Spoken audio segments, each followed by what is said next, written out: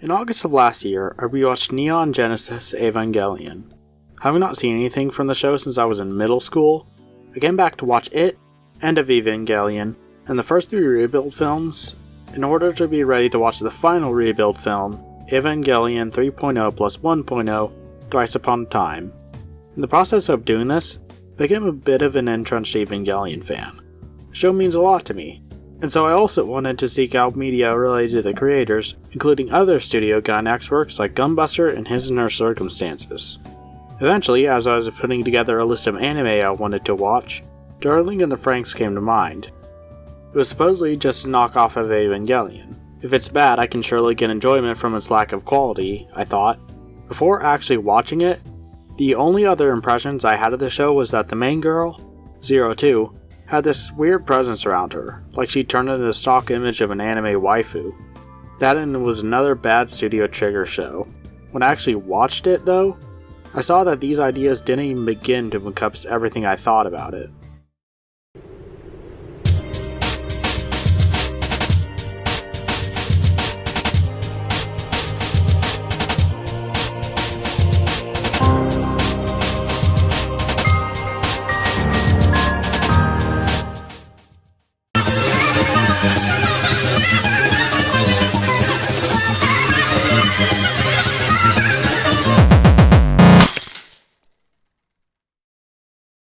The first few minutes of the show have a good communication of the 2 main characters, Hiro and 02's motivations. Both use imagery and allegories of the Gion in relation to the perspective of themselves. 02's scene shows that in her own perspective, she sees herself as a monster that has to fight and be hurt, but if she keeps going, she in a vague sense can be human and happy, achieving a hyperbolic goal. For some reason, their way of life struck me as profoundly beautiful. For Hiro, the bird is instead a more literal representation of his desires.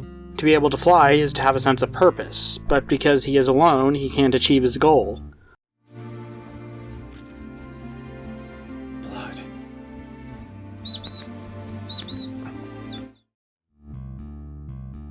Along with that, we see these traits related to and how 02 dislikes the way she smells and how Hiro is off from the main group.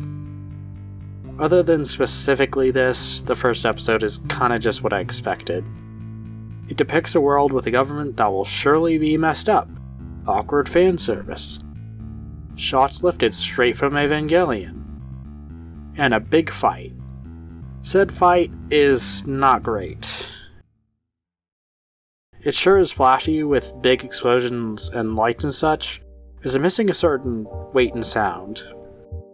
To illustrate this, let me compare the chase scene from His Inner Circumstances, episode 10.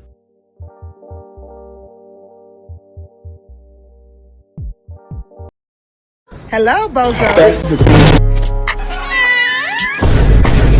This is a certified hood classic. Straight put him off. I go broke like, fuck that door like, not that rock that, I made it down to my. Though it's for a few short moments, the use of aggressive speed lines is able to give off the idea that these 2 characters are moving incredibly fast.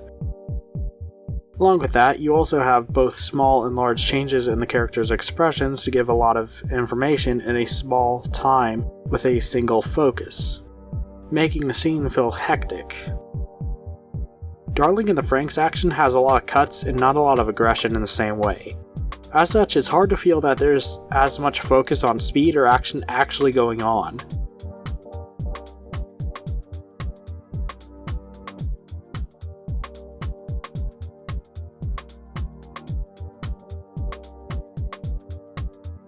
Similarly, the lack of camera shake and sound design doesn't help Franxx's case. When the Klaxosaur is defeated, the camera pulls back from a massive explosion of its blood, but the shot is kinda anticlimactic, as there doesn't feel like there's much impact to it. If it pulled back, had a massive shake from the aftershock of the explosion, then the rain would give a better effect of the creature being finished off. The core is also a problem. Despite it supposing to be a massive crystal, it just drops to the ground lightly and sounds like a glass that got knocked over. Karakano in one sequence is able to demonstrate a better way of doing these ideas. In the same chase scene, a character jumps, lands, and the camera shakes from the impact, along an appropriate impact noise that gives off the idea that this girl has struck the earth with her landing. Another issue to note is how many cuts and how little we see the subjects together in the shot. Both these together end up making it hard to focus on what's actually happened or where both of them are in relation to each other.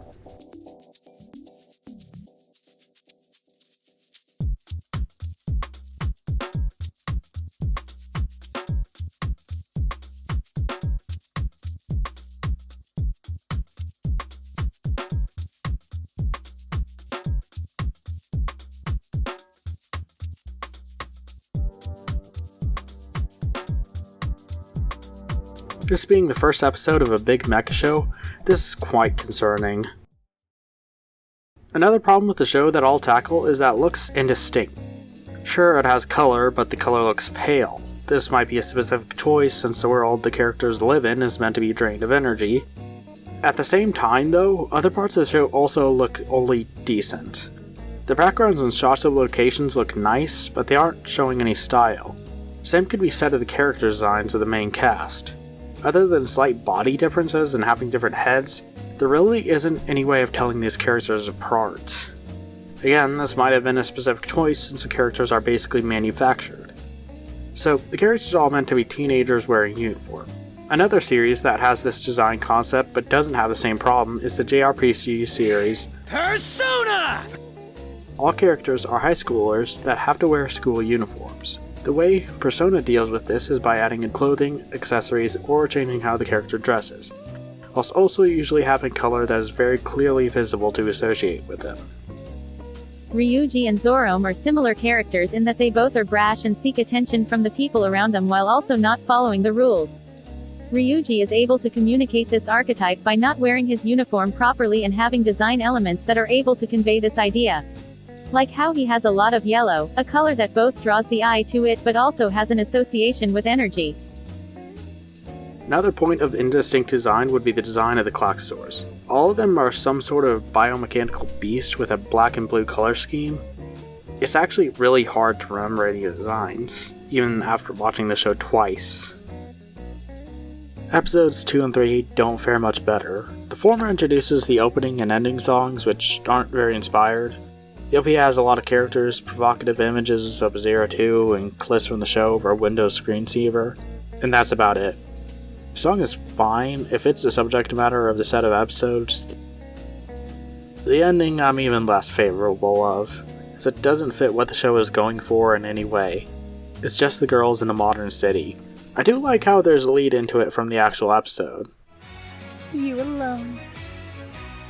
And I thought back to what she said before. I can get you out of here. Onto the actual content of the episodes, I think both of them end up expressing weird tonal shifts and writing that doesn't feel all there. Like in episode 2, much of Hiro's character is around him not being able to pilot as he can only do that with Zero 2, but other things are not allowing him. The problem is that this is also put around material that is either explicitly sexual, such as the way piloting itself works, or the fan service of the show itself. The worst example of this is literally how there's just a shot of a foam ass in the cockpit of the training mech, the scene of Hiro wistfully trying to train after everyone else is able to activate their mechs.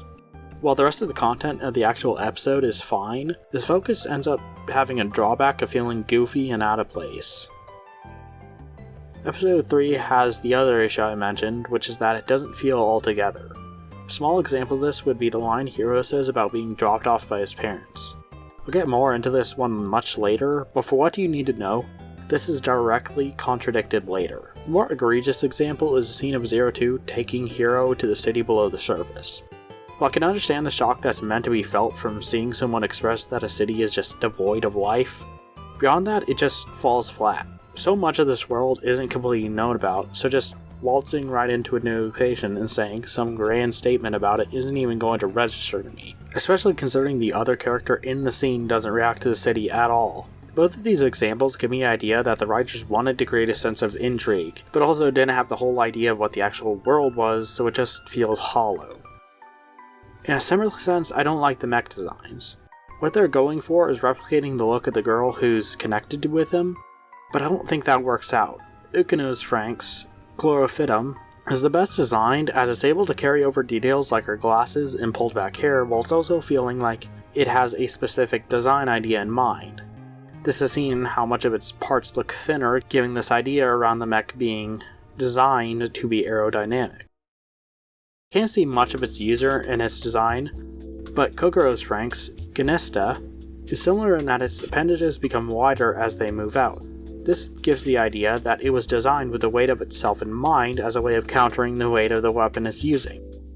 On the opposite end, there's Miku's Franxx, Argentine, which has her twin tails, but I can't think of any way that it was designed beyond that. And then we have Ichigo's Franxx, Delphinium, which I don't know much of what was put into this design. Like, the head looks somewhat crown-like, which matches up with how she's the leader of the group, but nothing else other than the hair that covers her eye tells me anything about how this was made as a weapon or as a reflection of her character.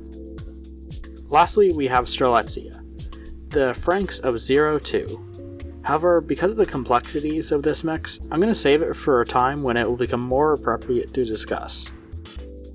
Again, episode 3, other than the parts I had a problem with, works well enough. Episode 4 is when things start to get interesting, however. The episode starts with the consequence of Mitsuru trying to outshine Hiro and him getting seriously hurt from piloting with 02. She is also seeing consequences and being scolded for what she did and is planning to be removed from Squad 13. Along with some hints at parts of 02's nature, this is a good setup for a conflict of what it will actually take for Hiro to be able to pilot. With the scene of Hiro and 02, I do think what Hiro specifically says at this point is a bit messy. It's because I lack resolve! When we met by that lake, I couldn't take my eyes off of you! You looked so strong, so confident! And when you were hurt, you jumped right back in the fight and I found that beautiful! But at the same time, it kind of works in how Hiro's motivations are not well conceptualized and detailed mostly around things that are immediately in front of him. 02 was this confident, personable figure who showed up and allowed him to fulfill a purpose when all he did was mope around because he couldn't pilot. With her swooping in and taking him to save his friends, it also ends up presenting one half of a dilemma, that being that both of them are strong and work well together, single-handedly being able to do things that the rest of the entire squad couldn't. The second half of the dilemma is seen in episode 5, which is that if this pairing can do great things, it is also highly dangerous to one of its participants. Episode 5 is where the story focuses towards building tension over the danger that is 02. While everything starts out seeming okay, 02 is reintroduced into the house and given a place to stay, things aren't all well and good. Mitsuru is doubting himself after everything that happened previously, and Hiro is showing symptoms of some sort of illness, but denies anything bad going on. A dubious parallel is made of 02's hold over Hiro to a predator and prey. The situation only gets more dire as the pilots of Squad 13 meet another squad in preparation for an upcoming battle. It's revealed that Hiro is on the verge of breaking down completely, but still wishes to keep going as if nothing is wrong. Even in the next scene, when another pilot explains how 02 got his partner killed through her recklessness, Hiro is still in denial that he'll keep things under control. What are you saying? The joint operation 2 years ago, when your reckless and utterly selfish fighting style wound up leaving us isolated out there on the battleground, and I lost my partner! Weaklings die all the time. Big deal, it happens. Stop. I'll watch 02 and keep her under control. Strelitzia Stamen, you have my... Near the end, Ichigo tries to reason with 02 on what she will be doing during the mission, but she refuses to listen. When Ichigo finally gets fed up with her,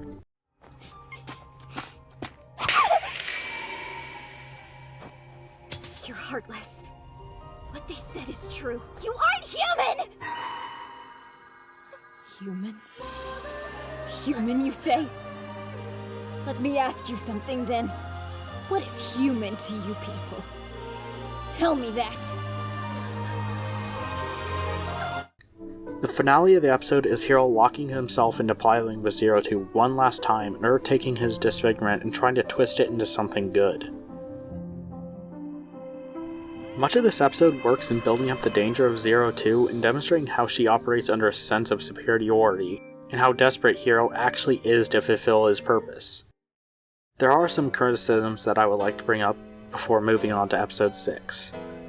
In the scene where Ichigo confronts Zero Two, Zero Two's headband is broken off and there is a focus and details put into it. And also, other details would include her horns and eyes glowing, and Ichigo even being left shaken afterwards. These details are never brought up again, and it makes me wonder if there was originally meant to be something more going on. A lot of scenes of the cast talking are just set in the living room area, and it's boring every time they do it.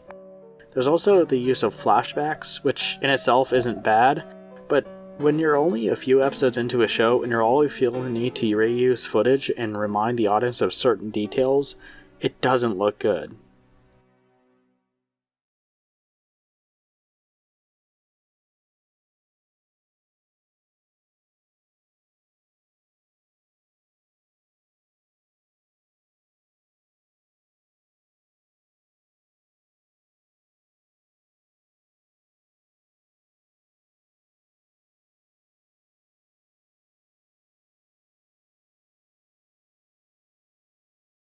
And finally, okay, so you know how I said some of the notions I remembered were inaccurate?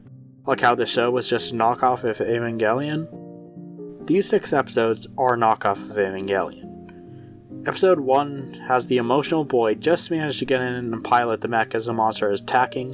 Episode 4 is a struggle of whether or not he can pilot, with him not leaving at the last second. Episode 5 has a boy being harmed from piloting and a major question of why he's piloting being a focus at the episode. Along with other details like parental figures being in charge of teenagers fighting kaijus with mechs, a city underground, long elevators, it's not hard to see this show as a half-hearted attempt at making Evangelion. But then there's episode 6. Episode 6 has it all. 2 characters talking at night, looking over the battlefield of an upcoming fight, a cubic monster, the mech being knocked back into a corner and repeatedly smashed until they get reinvigorated, and those wings. When I first watched this, I was actually flabbergasted of how blatant this show's plagiarism was. A lesser point of criticism I would bring forward is that, like episode 2, there are the tonal problems of having the focus of shots be towards fan service. Did you hear the numbers? They're higher than they estimated. Do you think we'll be able to stop them and still make it back here alive? All I know is it'll be unlike anything we've experienced before. How did it go? Hiro sends his regards. That guy. The fight of the episode is also an improvement on what has come before, as it's more dynamic and original in how the characters are fighting. The other squads are whipping and speeding around and using rope spears to contain the Klaxors as opposed to just attacking them.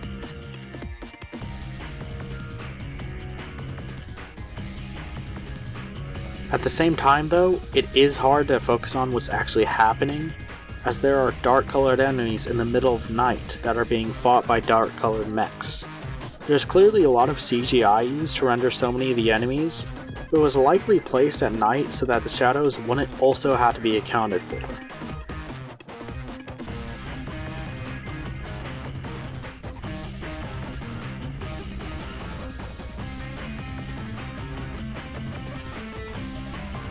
I couldn't make out what was actually moving around and changing on the first watch.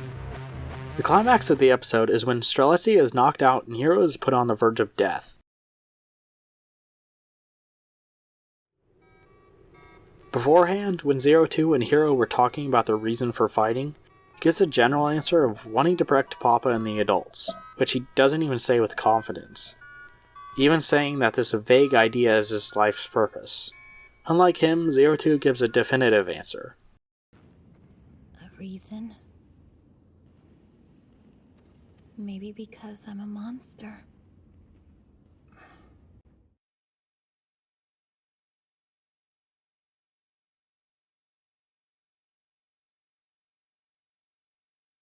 Huh. I died. Well, at least I did everything I could, right? Hiro thinks that he can leave life satisfied that he served his purpose and Zero Two can handle herself. But before he can pass on, he sees the reality that she is struggling like a wild animal. Every bit of bravado and superiority was false. She doesn't have herself under control like she seemed. This twist works to completely flip the conceptions that have been built up until this moment. How much of her being this callous, uncaring monster that views everyone she's harmed as being weak was her actual personality, and how much of it was her hiding away from what she's done? While some blame for what she's done can be put on her shoulders, like how Mitsuru was hospitalized because she overexerted him, there's also blame to be placed on the authority of this program that would let such a well-known dangerous element run unmitigated. Hiro also has a shift in his mindset after seeing 02's struggles. He chooses to help her because his piloting would serve the new purpose of protecting someone and being there for the people that need him. This relationship, though sketchy in nature, is something that is mutually helpful to both the people involved, tying neatly back into the Gion. While I do think this specific bit is good, great even, I wish there was just as good writing leading up to it so I wasn't blindsided and completely missed it on the first viewing. When I first watched this, I was actually pissed at what I thought I was seeing. I thought that what was happening was 02, somebody who had done nothing but serve herself and fucked over everyone else, was now being painted as the lowly victim who was now being coddled by someone she had nearly killed. The reason I had likely seen it this way was because I had no attachment to the story or characters. So much of the show up to this point was clearly shoddily made, unfocused, or downright lazy, that there was no ability for me to see deeper into something that I clearly didn't see something in already. Now that I have seen the show twice and do think there's good there, I can say in a clear conscience that there was a vision into some parts of what was being made. Like I said, when I first watched these first 6 episodes, I was in a state of confusion, befuddlement, and anger at the show, and how it could have been hyped up in the past. Still, I continued watching, and to my surprise, Darling the Franxx got average.